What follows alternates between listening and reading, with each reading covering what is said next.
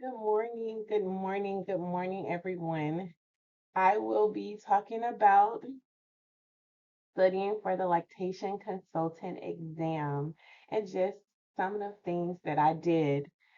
Some of the things that I did help me pass the exam. My name is Crystal. I set for the exam September 2024. And I was so excited to get my result in December. And it was a long wait. It was 8 to 12 weeks of waiting for exam results.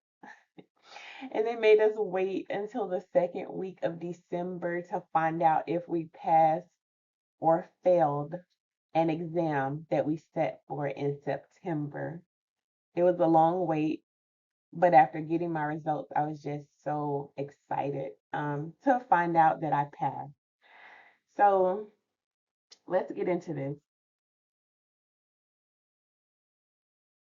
This is the route that I took to um, be able to sit for my exam, pathway one. They have three different pathways, and I better align with pathway one to sit for the exam. So after reading all the information to see which pathway um, I would qualify for the exam with, I began taking the necessary steps to complete what they require us to complete in order to sit for the exam, which for me was um, lactation education. I had to complete a course on lactation education. I had to complete the 95 hours of that. I also had to do my clinical hours. And I also had to make sure that I had the health science courses that was required. And let me see, for pathway one, it was the health science, the clinical hours, the lactation education. So yeah, that's what was required for me to sit for the exam for pathway one. And on the next slide, I'm just going to show you some of the um, study tools that I used to help me pass the exam. Um, I received my study material over the summer, so maybe like June and July, I was receiving my study material, and these are just a few of the items that I used to study. I didn't completely go through everything on a list, and I'll let you know which one that was. So, with the breastfeeding atlas, I went through the entire book from beginning to end. With breastfeeding and human lactation, I went through that entire book. For comprehensive lactation consultant exam, I didn't necessarily go through that entire book. That book did not consist of any readings. That book consisted of mostly only questions. So I had a book full of questions, and I only made it to like chapter one or two, and I maybe skimmed over chapter three, just answering a few of the questions out of each section. But I did not necessarily use this to prepare for the test. But I have seen others on YouTube when I was watching YouTube videos that mentioned this book. So I purchased this book to see if it's something that I wanted to use for studying. And I did not have to necessarily use this book in order to pass the test. And the lactation education resource is what I went to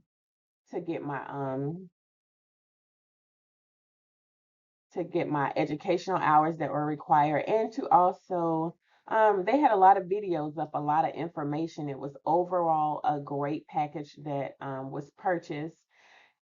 I really enjoyed this because I feel like this made everything full circle for me, like brought all the knowledge together. It had the videos, it had the questions, it also had the teachings. So it just made everything full circle because I'm a visual learner.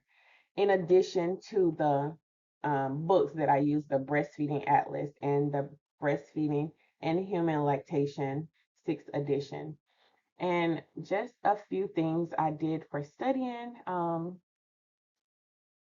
Leading up to the exam, I think I had a month. Like I literally had 30 days when I received um like some of my practice questions. So I would basically, I think I received it maybe the 15th and my exam was scheduled for the 16th. So I had 30 days to study, to do the practice questions and learn which areas of the content I had gaps in and which areas of the content I was fine in.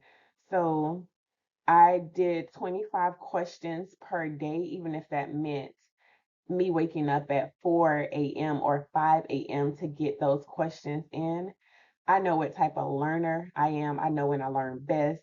So doing anything in the afternoon would not help me retain information by the time the afternoon gets here from working, interacting with people throughout the day, um, having to come home and get my family together, prepare meals, and get myself together for bed. I am not going to absorb any new information in the evenings when I get off at 5 p.m. So I'm a morning person when it comes to studying or retaining information. So I center my mornings around answering questions 30 days leading up until the test. And each morning I would make the adjustment if I realized that I did not get a chance to answer all my questions before having to go to work. So I would just get up and answer 25 questions. If I only made it through 15 or 20, the next day I would wake up earlier and completely answer 25 questions per day.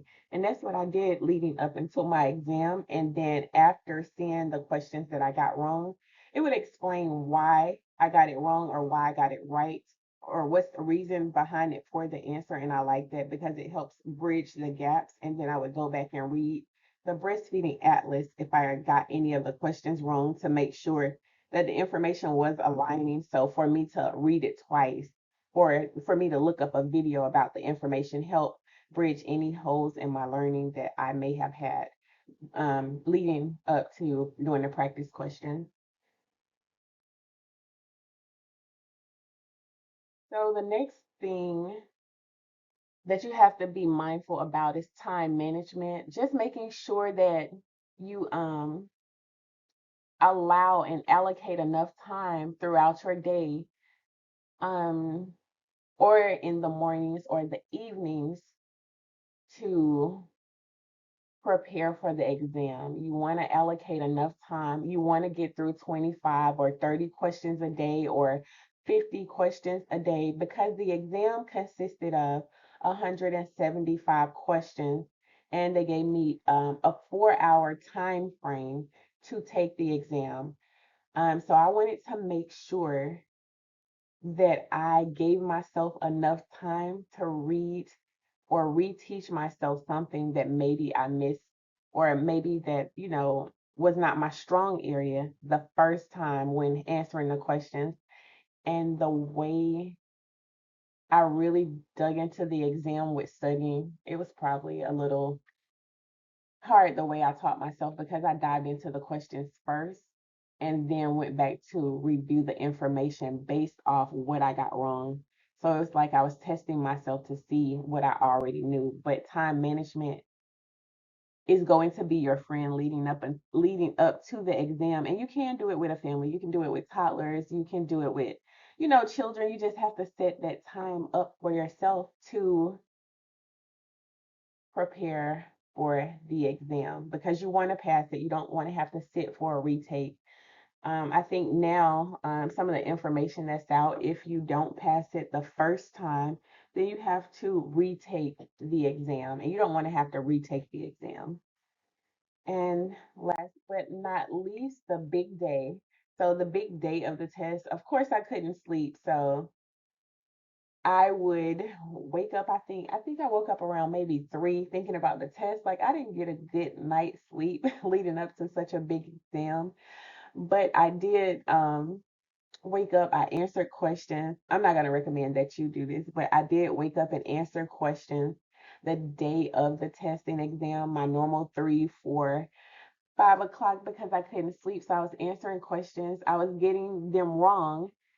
And I'm a little happy that I did that because I read the why is not this answer leading up to the test that was scheduled at 8 a.m. or 9 a.m. I don't remember what time I had my test scheduled, but I had the morning slot for my test, and I couldn't sleep the morning of, so I was up just going through my question bank, answering questions, getting some right, feeling confident about those, getting some wrong, and just like kind of shattering my hopes of doing well on the test. But I still, like I said, I still passed this test, even though the day of I would get some of the practice questions wrong. And overall,